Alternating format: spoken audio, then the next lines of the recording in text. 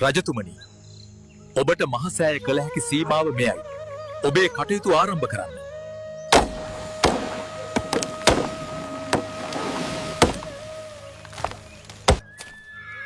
රජතුමනි, සෑය ඉදිකිරීමට මේ රන්තෙලඹු ගස ඉවත් කිරීමට අවශ්‍යයි.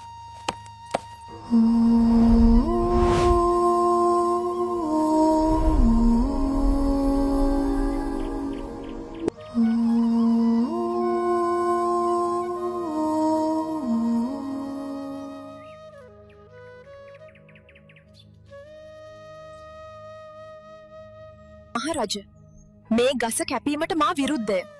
මේ මගේ වාසභවනයි. ඔබේ කටයුත්තට වෙනත් ස්ථානයක් තෝරාගන්න.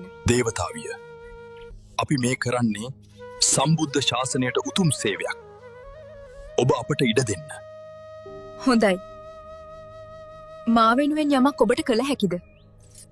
මොකද්ද ඔබගේ ඉල්ලීම? එහෙනම් මහරජ, මගේ නම ස්වර්ණමාලී. රත්නමාලී කියලත් කියනවා. ඔබ කරවන මහ සෑයට මගේ නම තබන්න.